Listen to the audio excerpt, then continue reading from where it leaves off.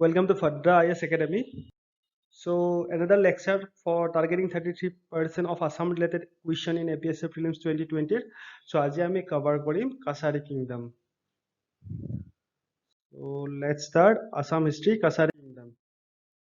The first question to actually বহুত easy question দিওঁ মই সদায় কাৰণ ইয়াৰ কাৰণটো এইটোৱে যে যাতে বেছিক এটা আইডিয়া হয় যে যিটো ডাইনেষ্টিৰ কথা কৈছো বা কিংডমৰ কথা কৈছো এইটো ক'ত আছে So first option is the Kasaris are said to be the earliest known inhabitants of Assam.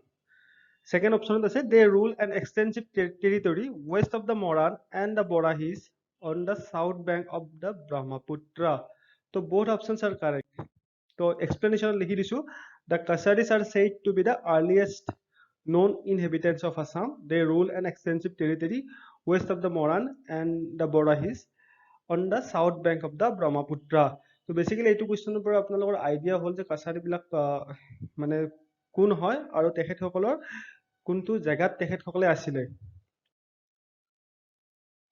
Next question which of the following is correctly matched তো এইটো কুৱেশ্যন অলমোষ্ট ইজি মেটচ কৰিব লাগে আমি তো মেজ আছে মেজ গোৱালপাৰা দিয়া আছে ইফালে তাৰপিছত Bodo north Cachar hills Dimasa Garo hills তো ইয়াৰ কোনটো আনসাৰ হ'ব ইয়াৰ answer B only one correct তো এনেকুৱা ধৰণৰ কুৱেশ্যন দিয়ে এপিএছচিও দিয়ে ইউপিএছচিও দিয়ে তো এক্সপ্লেনেশ্যনটো অলপ চাই লওঁ The Kasaris in Gwalpara and North Bengal are called Mes. In Brahmaputra Valley, the Kasaris call themselves Boro. And in North Kasar Hills, they call themselves Dimasa. So, who is among the following is said to be the founder of Kasari Kingdom?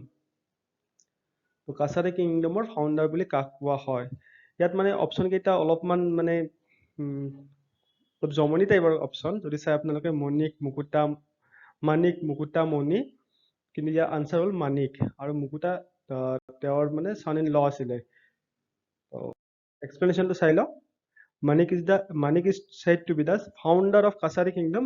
According to tradition, there was a powerful Kasari kingdom at Shodhia found by one Manik and his son-in-law Mukuta ruled after him. তো যদিও মানিক আৰু মুকুতা আছে option কেইটা অলপ বিজাৰ যেন লাগে দেখিব কিন্তু একচুৱেলি দুটা একচুৱেলি ৰিলেভেণ্ট হয় নেক্সট এটা ডিফিকাল্ট কুৱেশ্যন একচুৱেলি এনেকুৱা ধৰণৰ কুৱেশ্যনো দি দিব পাৰে যদি মানে ধৰক দি দিয়ে বা একদম এক্সট্ৰিম চিটুৱেশ্যন এনেকুৱা কুৱেশ্যন যাতে যদি আহি যায় তেতিয়া আপোনালোকে এটেম্প কৰিব পাৰে তাৰ বাবে এইটো কুৱেশ্যন দিয়া হৈছে which of the following is related to history of Kasari তো এছ এন লে কেপ্টেইন ফিচাৰ পণ্ডিত হেমচন্দ্ৰ গোস্বামী এডৱাৰ্ড গেট তো আমি অবভিয়াছলি এডৱাৰ্ড গেটৰ কথা জানোৱে বাকী কেইটা হয় না নহয় এইটো কথা আমি ভালদৰে নাজানো তো কিন্তু ইয়াৰ আনসাৰটো হ'ল ডি অল দ্য এবভ তো অলপ এক্সপ্লেনেশ্যন চাই লওঁ এক্সপ্লেনেশ্যনত দ্য লেট এক্সপ্লেনেশ্যন মানে যিকেইটা মানে ওপৰৰ মই হিষ্টৰিয়ান কেইটাৰ কথা অপশ্যনত দিছো সিহঁতে কিবা কিবি কৈ গৈছে কাছাৰীৰ বিষয়ে তো সেইকেইটা মই লিখি দিছো actually The late Pandit Hemchandra Goswami stated that Mahamanekya was a king of the Barahi Kasari and that he ruled about the middle of the 14th century at Dimapur. তো ডিমাপুৰৰ কছাৰী ৰাজ্যৰ বিষয়ে এই পণ্ডিত হেমচন্দ্ৰ গোস্বামীয়ে কৈ গৈছিলে নেক্সট কেপ্টেইন ফিচাৰ তেখেত superintendent of Cachar আছিলে তেখেতো মানে who took great pains of in asserting the early history of Kacharis তো কাছাৰী হিষ্ট্ৰীৰ লগতো তেখেতে ৰিলেটেড আছিল Next, SNL says that Kasari race were the original settlers of Assam. So obviously, যেহেতু Edward গেটজনো মানে গোটেই অসম হিষ্ট্ৰীৰ বিভিন্ন কিংডম ডাইনেষ্টিৰ লগত ৰিলেটেড হয় তো গোটেইকেইটা অপশ্যনে কাৰেক্ট হয় নেক্সট এইটো এটা কমন কুৱেশ্যন এইটো কুৱেশ্যন একচুৱেলি বহুবাৰ বিভিন্ন এক্সামত ষ্টেটৰ অসমৰ বিভিন্ন এক্সামত সুধিছে তো Kachari are said to be the descendants of Bhishma Ghatotkacha Banasura Bhagadatta তো আমি আনসাৰ জানো যে ঘটোৎকচ হয় তো যিজন মানে ভীম আছিলে ভীমৰ আৰু হিড়িম্বা নামৰ এজনী ডেমনেছ আছিলে তেখেতৰ পুত্ৰ আছিল ঘটোৎকচ আৰু ঘটোৎকচক একচুৱেলি হত্যা কৰিছিলে কৰ্ণই মানে এপাত কাৰ্ড ৰাখিছিলে যিপাত মানে অৰ্জুনৰ বাবে কিন্তু শ্ৰীকৃষ্ণৰ মানে কিবা এটা বুদ্ধি কৰি এই যিটো কাৰ আছিলে এইডালৰ দ্বাৰা ঘটোৎকচক মৰুৱাইছিলে। তাৰ আনসাৰ ঘটোৎকচ। এইখিনি মাইথলজিকেল কথা যিখিনি মই কৈছো। So Kasari are said to be the descendant of Ghatotkaচ. Next question, consider the following statements. Kasaris believed themselves to be the original inhabitant of land called Kamruli. Later they were driven out and settled in a place called Kundil. So yato both options are correct. So explanation to pori chalo. So Kasaris believed themselves to be the original inhabitant of land called Kamruli. Kamrup. Later they were driven out and settled in a place called Kundil or Sodia. Bracket Sodia আছে মানে Kundil নামৰ জায়গাটো Sodiat আছে actually. Next, consider the following statements. The legend says that the first king of Hirimba branch of Kasari was Susampha. According to another legend, the earliest Kasari king was one Birahas. So ইয়াতো both options are correct. তো বিভিন্ন হিষ্টৰিয়ানৰ বিভিন্ন ধৰণৰ মত আছে বা বিভিন্ন যেহেতু মানে একদম ৰিটেন হিষ্ট্ৰী নাছিলে, বহুত ধৰণৰ লিজেণ্ড বা বিভিন্ন ধৰণৰ চ'ৰ্চৰ পৰা হিষ্ট্ৰীবিলাক ড্ৰ কৰা হৈছে। তো কিছুমান কন্ট্ৰভাৰ্চিয়েল বা কিছুমান কথাত অলপমান কনফ্লিক্ট আছে। তো এনেকুৱা ধৰণৰ কুৱেশ্যন সাধাৰণতে নিদিয়ে, আৰু যদি এক্সট্ৰিম চিটুৱেশ্যনত যদি বাই চান্স সুধি দিয়ে তাৰ বাবে যাতে আপোনালোকে আনসাৰ কৰিব পাৰে বা এটেম্প কৰিব পাৰে, সেইবাবে মই এইটো কুৱেশ্যন দিছো। So answer C. The legend says that the first king of Hiramba branch of Kasari was Susampha. According to another legend, the earliest Kasari king was one Birahas. তো এনেকুৱা ধৰণৰ মই আকৌ ক'লো, এনেকুৱা ধৰণৰ কুৱেশ্যন জেনেৰেলি নিদিয়ে। বহুত মানে কন্ট্ৰভাৰ্চিয়েল বা কনফ্লিক্টিং হিষ্ট্ৰীবোৰত মানে এইবিলাক পইণ্ট দিয়া আছে বুকবিলাকত। মানে হয় কি কেতিয়াবা যদি দি দিয়ে যাতে আপোনালোকে এটেম্প কৰিব পাৰে, তাৰ বাবে দিয়া হৈছে। Next question, which of the following river is said to be the boundary between Ahom and Kasari in 13th century? So answer Dikho, Dihing, Namdang, Risang. So answer is Namdang. So it is question important question. So explanation here Podisa, there is a conflict between Ahom and Kasari during the time of Sukaf. There is no conflict. No conflict between Ahom and Kasari during the time of Sukafa. But Chutiafa annexed the Kasari territory between Namdang and Dikho, and Namdang became the boundary between both kingdoms in 13th century. ঠিক আছে। তো Sukafaৰ দিনত কোনো ধৰণৰ conflict নাছিলে, conflict start হয় Chutiafaৰ দিনৰ পৰা। Who is called Assamese Cleopatra? তো এইটো মানে এটা অসমৰ এখন ডকুমেণ্টৰ পৰা কুৱেশ্যনটো দিছো, আসাম গভৰ্ণমেণ্টৰ। তো ইয়াত অপশ্যনত দিছো মই গৰম কুঁৱৰী, মণি কুঁৱৰী, ৰংমাই কুঁৱৰী, নন অফ দ্য এবভ। তো এইটো আনসাৰ হ'ল গৰমা কুঁৱৰী। এইটো সুধি দিব পাৰে কেতিয়াবা, আছামিজ ক্লিঅ'পেট্ৰা বুলি কাক কোৱা হয়। এক্সপ্লেনেশ্যন মই দি দিছো বাকীখিনি। The first noteworthy conflict between the Ahom and Kasari occurred in the reign of Suhummuhung, Dihingya Raja. So in the battle, the Kasaris were defeated. The legend says that among the spoils of war was the Assamese Cleopatra Garama Kuwari, who extended her hand from King of Goura to Kasari Raja and finally to Ahom King Dihingya Raja. So গম পালে এইজন মানে কেনেকে প্ৰথমতে গৌৰা কিঙৰ তাত আছিলে, গৌৰা ৰজাৰ তাত, তাৰপিছত কছাৰী ৰজাৰ তাত আহিলে, তাৰপিছত আহোম ৰজাৰ তাত আহিলে। So next question is, where did Kasari establish their capital when they were defeated by Ahom King Suhumhung and left the old capital Dimapur? So answer here Maibong. এইবিলাক ইজি কুৱেশ্যন, যদি আপোনালোকে অলপমান হিষ্ট্ৰী বুক পঢ়িছে তো এইবিলাক answer কৰাত কোনো problem নহয়।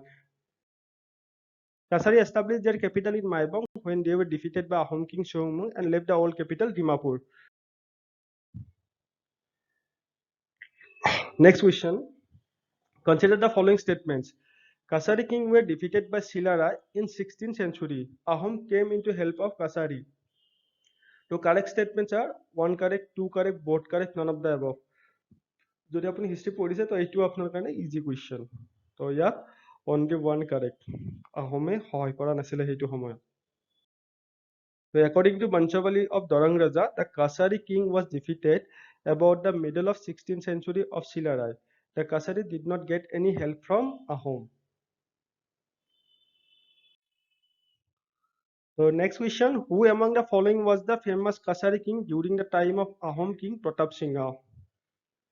So who among the following following was the famous Kasari king during the time of Ahom king Pratap Singha? The answer is Jasonarayan, Thanamanik, Prabhakar, all the above.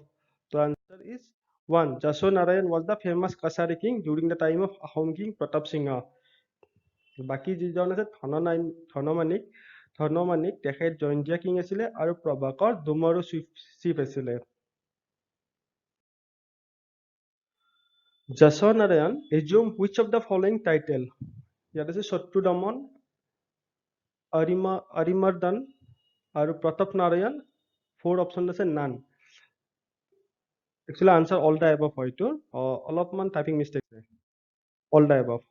After the defeating Thanamanik by Jasonarayan, he assumed the title Sattudaman and Arimardhan Pratap Narayan after destroying Ahom garrison. So Pratap Narayan to etia lole pisot lole jetia mane Ahomar eta garrison asile Rohat hetu destroy kora pisot Pratap Narayan title lole prothomete Thanamanik jete Thanamanikok heruale Jasonarayane tekhete Sattudaman aru Arimardhan ei duta title লৈছিলে। Pratap Narayan to pisot lole। Next is book. Next question. Jasamanik was the heir apparent of Thanamanik of Jaintia. So Jasamanik offered his daughter to Ahom. This led to a war between Kasari and Ahom. Though in the war Kasari troops were defeated, but they destroyed the Roha garrison of Ahom. So correct statements ki hobo? A 1 and 2 correct, B 2 and 3 correct, C 1 and 3 correct, D all the above. So answer is all the above. তো মই ইয়াত অলপমান কৈ দিছো ষ্টৰিখিনি। তো Jasamanik মানে explanation actually ষ্টৰিখিনি কোৱাই আছে। Jasamanik was the heir apparent of Thanamanik of Jaintia. Jasamanik was a vassal ruler of Kasari. তো যেতিয়া মানে Thanamanikৰ যেতিয়া মৃত্যু হয় তেতিয়া Jasamanik একচুয়ালি ৰুলাৰ হয় কাছাৰী বিলাকৰ, কিন্তু জয়ন্তীয়া বিলাকৰ। তো Jasamanik যেতিয়া জয়ন্তীয়া ৰুলাৰ থাকে তেখেত Jasamanik জয়ন্তীয়া ৰুলাৰজন ভেসেল ৰুলাৰ কাৰ হয়? কছাৰীৰ হয়। বাট এই যিটো সিস্টেম আছিলে যে জয়ন্তীয়া ৰজা Jasamanik কছাৰীসকলৰ ভেসেল ৰুলাৰ হৈ থাকিব বিচৰা নাছিলে, তেখেত ইণ্ডিপেণ্ডেণ্ট হৈ থাকিব বিচাৰিছিলে। তো Jasamanikে কি কৰিলে? Jasamanik মনত ৰাখিব জয়ন্তীয়া।